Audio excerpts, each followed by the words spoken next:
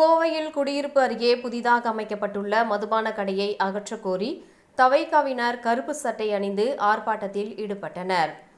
கோவை காக்காசாவடி வேளாந்தவளம் சாலை பகுதியில் உள்ள குடியிருப்பு அருகே புதிதாக தனியார் டாஸ்மாக் மதுபான கடை ஒன்று அமைக்கப்பட்டு பயன்பாட்டுக்கு வந்துள்ளது.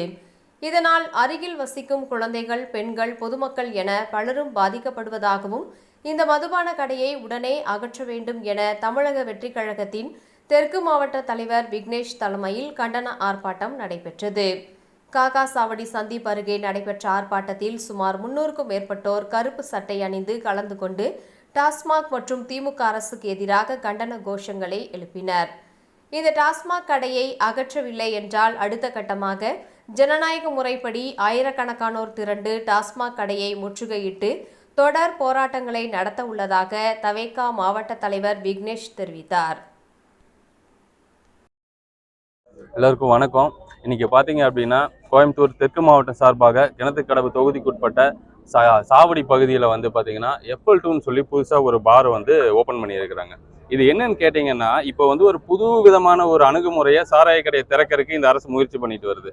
அதாவது டாஸ்மாக் திறந்தா தான் மக்கள் எதிர்ப்பு தெரிவிக்கிறாங்கிற ஒரு இதில் இங்கே இருக்க சில ஆளுங்கட்சி சார்பாக இருக்க நிர்வாகிகள் வந்து FL2ங்கிற ஒரு பேரில் அந்தந்த பகுதிகளில் சாராய கடைகளை புதுசாக திறந்துட்டு வராங்க.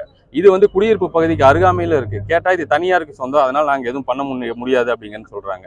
ஆனால் அந்த பகுதி பார்த்தீங்க அப்படின்னா, இங்கே இருக்க பகுதியில் இருக்கிறவங்க எல்லாருமே கூலி வேலைக்கு போகிறவங்க, தினக்கூலியாக இருக்கிறவங்க, அவங்களோட குடும்பத்தில் இருக்க பெண்கள் வந்து எங்ககிட்ட தமிழக வெற்றி கழகத்தை வந்து கோரிக்கை வச்சாங்க. நாங்கள் எவ்வளவோ ஒரு ஆர்ப்பாட்டத்தை பண்ணிட்டோம், நாங்கள் மனு கொடுத்துட்டோம், ஆனால் இதுக்கு எங்களுக்கு ஒரு நடவடிக்கை எடுக்கல. கடை ஆரம்பித்து 1 மாசமாக நடத்திட்டு இருக்கிறாங்க, நீங்கள் தான் வந்து எங்களுக்காக நிற்கணும்னு சொன்னாங்க.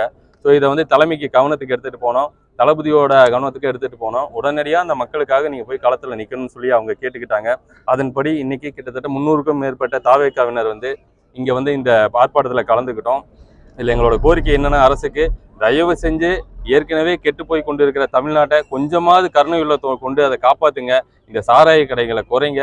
நீங்கள் ஆட்சிக்கு வரும்போது சொன்னது என்னென்னா, சாராய கடைகளை குறைப்போன்னு சொன்னது தான். ஆனால் இப்போ வரைக்கும் நீங்கள் இந்த மாதிரி FL2ங்கிற வேற வழியில தான் புதுசாக உள்ளே வந்துட்டு இருக்கிறீங்க. இது எல்லாத்தையுமே நிறுத்துங்க. மக்களை, குழந்தைகளோட கல்வியை இதுக்கு முக்கியத்துவம் கொடுங்க. இந்த கடைகளை உடனே மூடணுங்கிறது தமிழக வெற்றி கழகம் சார்பாக தெற்கு மாவட்ட சார்பாக கேட்டுக்கொள்கிறோம். இதையும் தாண்டி நீங்கள் மூட மறுத்தீங்க அப்படின்னு சொன்னால் கட்டாயம் தலைமையோட அனுமதியோட இந்த கடைகளை தாவேக்க இழுத்து மூடக்கூடிய போராட்டங்களை முன்னெடுக்கும்.